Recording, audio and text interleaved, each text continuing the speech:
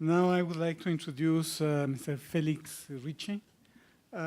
He is currently Associate Professor in Applied Economics at the University of West of England in Bristol. And he is an academic economist focusing on the practical application of economics to the management of business and government, particular specialism in government statistics, low pay, and the data access and confidentiality. He has worked at the ONS, that's the National Statistical Office of the UK, as a contributor to the EU-funded projects on productivity and the new economy, on the research of data access, data warehousing, and statistical disclosure control. And finally, I would like to say that he is a consulting lecturer at Gauss and Stata. And as he put at the first, he is good humored. I cannot pronounce the word. He's an enthusiastic team leader and team player. That's what I wanted to say. And also I found something else that I was that I liked. Wine tasting. To your The wine tasting. no, Wine tasting, maybe. no, that you speak different languages. Yes, but they're all speak them very badly. Yes, that's what I wanted to find out. Okay, please have yourself. Okay. It's okay? Can you hear me? Okay. My talk is a slightly different title from the one in the program, but hopefully it will follow on from the 3 presentations we've had so far, because a number of things that have been made I will pick up on.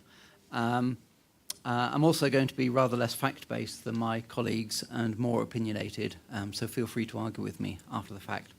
What I'm talking about is government data needs and the challenges for confidentiality, bringing together some of these ideas about where the world is going and what we're going to do about it. And the structure of my talk, the slides, okay. I'm going to talk about 4 things: why the changes in government data use are happening and we can't do much about them, and if you are really pessimistic, they are a terrible thing that's going to happen. Why we can think about things differently and maybe the world isn't so awful, what we can do about this, and perhaps there are positive things to look forward to. So I'm going to end on a happy note. Okay, so the value of operational data to government, operational or administrative data, we've already heard this quite a lot today. The advantages are data that's being collected for different purposes, often is higher quality because it's being cleaned for operational use. It's lower cost because it already exists. It's a census of service users, so everyone who uses a tax department and makes or has taxes, pays taxes, everyone is included in that data. And most importantly, for government and analytical perspectives, it's often linkable. The source data has information which allows you to link multiple data sets together. So this is a tremendous thing. We're all very excited about this in government and in research generally.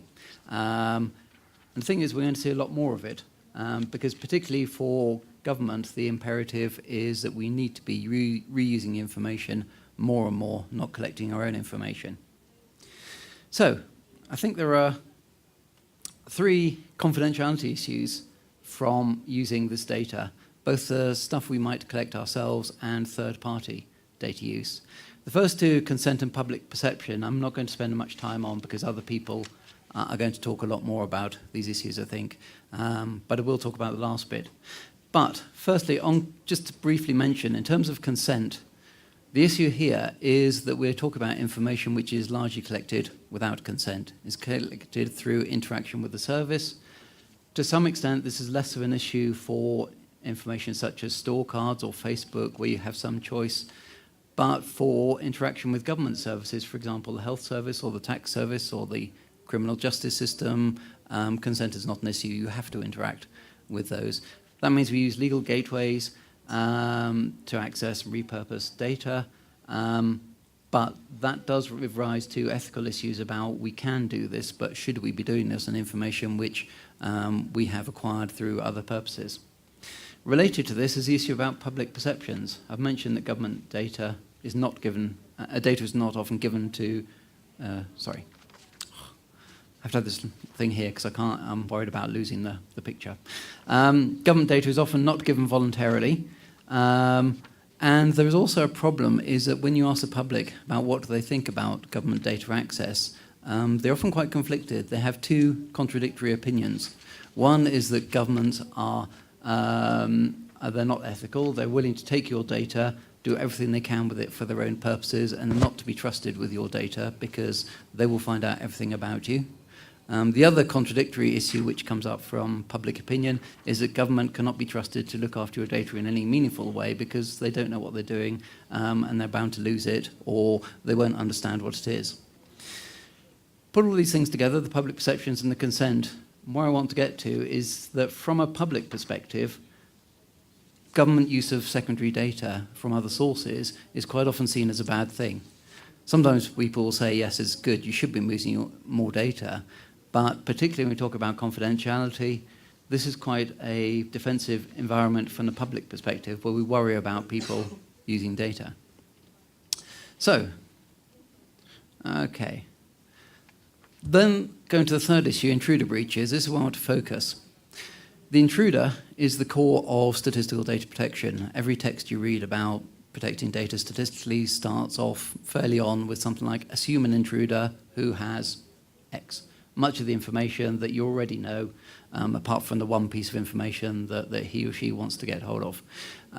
This is a core concept. It's the basis of much of statistical disclosure control.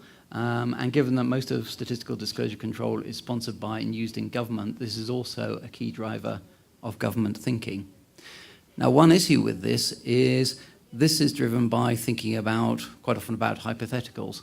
We have a data set, what could go wrong with it? Well, let's suppose we have an intruder. How could they misuse that data? What sort of things?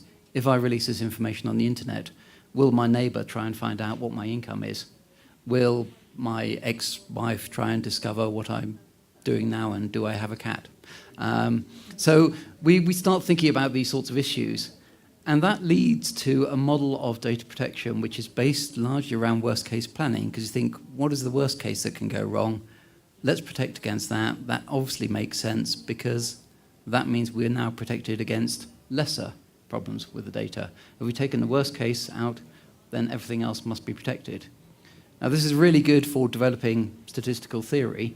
In my other work, I've been concerned that this is not necessarily a very appropriate issue, but in terms of looking at the theoretical way we protect data, this is the dominant model.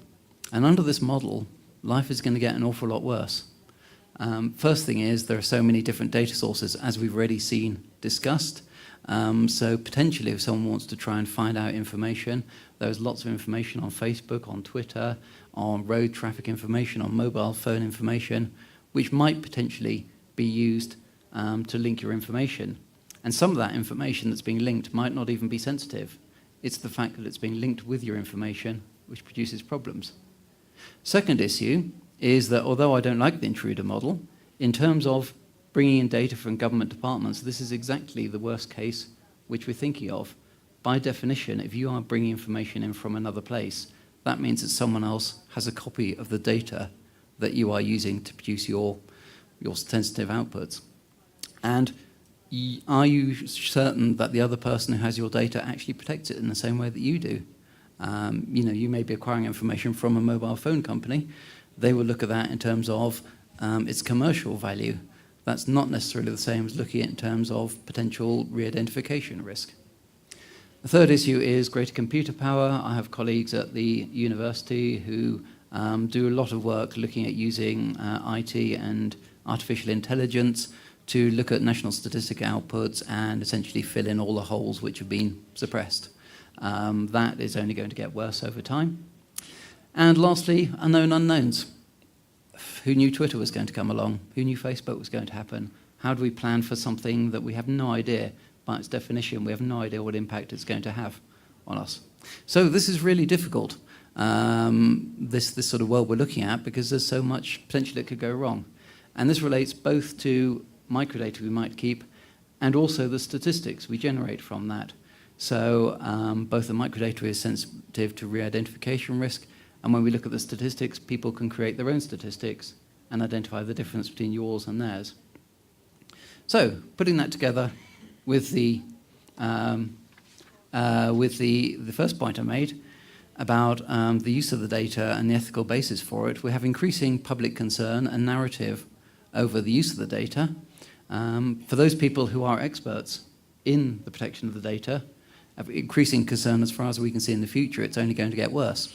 But we also have a very strong practical imperative that government is under enormous pressure to do exactly this, to make more use of information from other sources. So, how are we going to reconcile this? Well, my answer is I think we're looking in the wrong direction, because all the conversations we've had, and much of the conversations we've had this morning, with some exceptions, have been about the data. But surely what we're interested in is the users and how that data is going to be used. I'm going to illustrate what I mean by using a simple model which is quite widely used. And it's called the 5 safes model of looking at data access. And essentially, we suggest that there are 5 things you need to think about when you're thinking about how someone is using data or making it available. There's the purpose. Why are you doing this? There's the who are you going to give this information to? Under what environment will it be available? Will it be a restricted environment? Are you going to release stuff onto the internet? What detail are you going to have in the data itself? Okay, so are you going to really heavily anonymize it, or are you going to leave it as very detailed, sensitive data? And are you going to check the outputs? So we put those two together, and the idea is that some combination of these gives you what we might call safe use. Okay, now the issue that we've been discussing so far is that very much of the thinking about this is focused around the data. Okay, we think about safe data, and particularly we think about this out of context this, because we think about ways we might look at data, what are the issues that might go wrong with it. We've had examples this morning. I love the Eurostat model about how the data process goes through, and it starts with collecting data and doing something, and then getting the use out of the end. It's so lovely because the arrows work this way. So basically, our aim is to collect data. Eventually, we produce stuff out of this. Now, from my perspective, thinking about it the other way, we're thinking about the use side. But that is the way that we tend to think about things. What is data? What do we do with it? And the difficulty with that is that makes it very easy to block data access. Because if you're focused on the data and the things that might go wrong with it, the question you raised, Jean-Marc, about the institutional framework, I'm saying, well, legally we can do this, but I don't think we should because I've got this data, I want to protect it. That's quite a hard step to get over because you're being challenged on a hypothetical basis, which you can't really argue against. And that means we tend to forget perhaps the safe use element, which is what we're trying to do. So let's think of it a different way. Let's explicitly think about safe use and focus on that. Okay? Let's take our Eurostat model of from data to use and turn it round. What do we want to do? That's the only question that should matter. If we don't know what we want to do with the data and why we want to use it, all the rest of it is meaningless. So let's start from there and work our way backwards. And the advantage of that is if we're starting from actually what are we going to do with it, we're now thinking, rather than about what we might do, we're thinking about this is the aim, how do we do it? So we're changing our perspective from a can we, shall we, what if, to a this is what we want to do, what are the specific problems, what are the barriers? So that means we start focusing very much more on the evidence that's going to come up, and we can start using evidence, and we can have conversations based around different perspectives, different understandings of evidence. What we're also thinking this is that my particular perspective is we end up treating safe data as a residual. Now, this seems an odd thing, how can it be a residual? But what I mean by this is the whole purpose of thinking about data use is that we use the data. All other things being equal, if we are restricting the detail in the data, that means we're making it less useful. So let's consider what are the other options. If we don't know, if we can't do something about the people that are going to use it or the environment, maybe we have to do something with the data. But if we can do other things, maybe let's try doing that first. So we do things to the data when we haven't got any better plans. Now, for example, releasing something on the internet, you have no other option. all you can do is protect the data. Okay? But, for example, in other places, thinking about scientific use files, we know that if you give a use file to a researcher, they are quite likely to put it in an inappropriate place, to put it on a USB stick, but we know also that they will have their own internal perceptions about what is safe use, and they will make some adjustments to keep the data safe. So we can think about these sorts of different issues.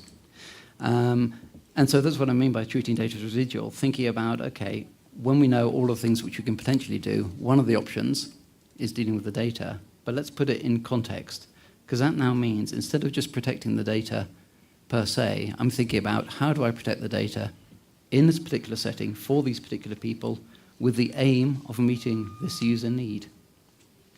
And we think about this, for example, in terms of access to census data. There have been lots of pressure on statistical agencies to, for example, produce more detailed tables. Statistical agencies produce lots and lots of different tables from the census. They can't possibly produce every table that potential individuals might want. So one solution is to heavily anonymize the microdata and make it available as microdata. That reduces the detail of it. However, what lots of statistical agencies now are doing is investing in much more intelligent query systems where you go and you say, how many red-headed, bearded men above 65 are there living in Mexico City? And it will generate these sorts of answers on the fly, which means you can do any sort of question, but you do it in a way that the safety is managed at the bottom. And this comes out from thinking not of what got the data and what can we do with the data, but thinking about what actually do people want. No one wants to have microdata. What they want is an answer to a question. So let's see how we can answer those questions. Okay. Oh, fantastic. I'm on time. That's very unusual for me.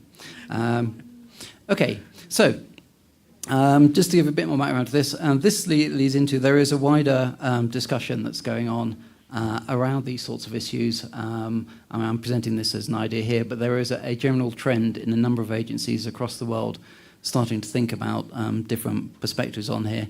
One other acronym I'll give you as a way of thinking about this is what we might call EDRU. The idea here is evidence-based, default open, risk-managed, user-centered.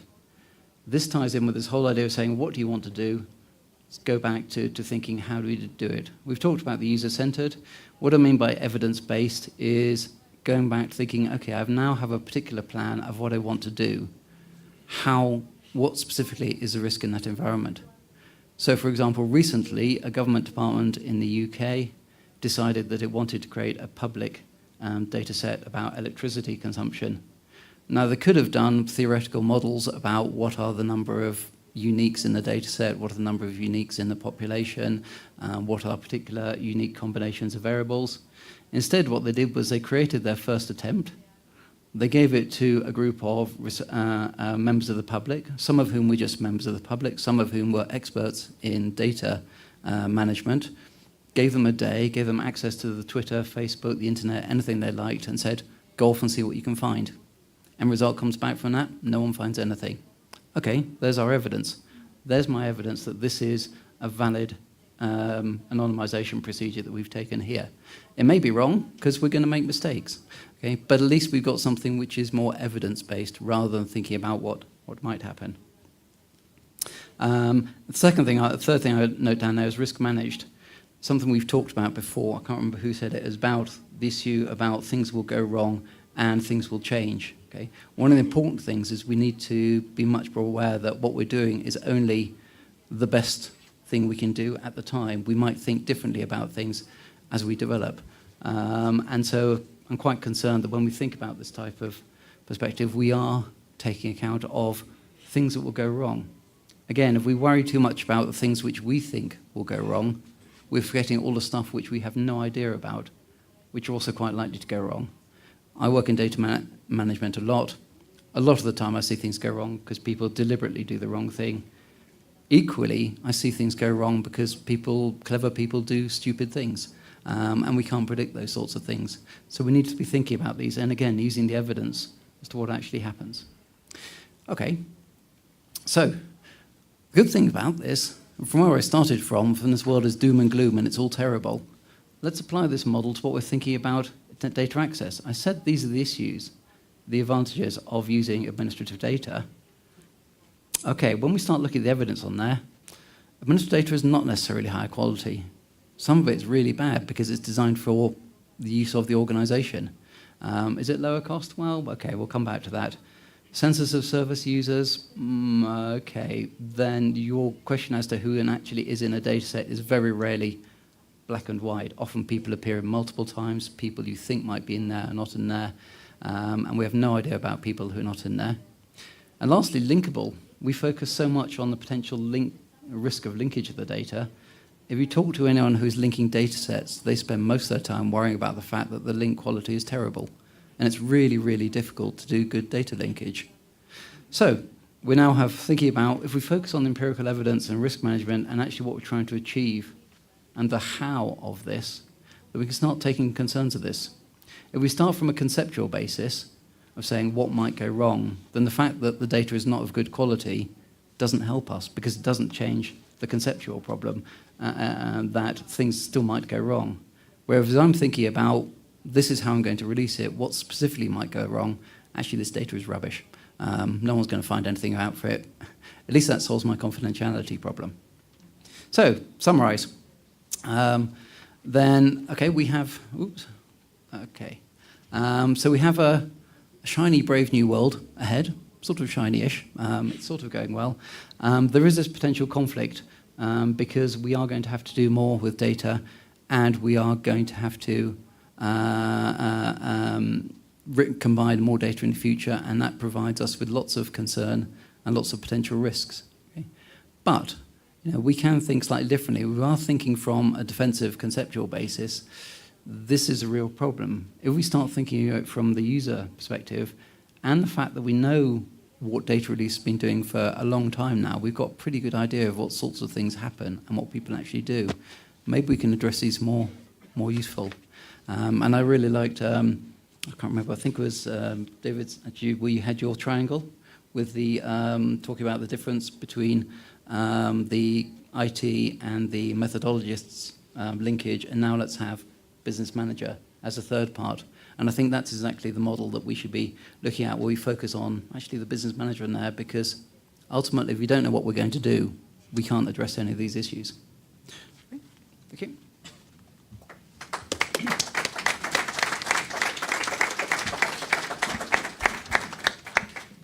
Thank you very much. Now we are going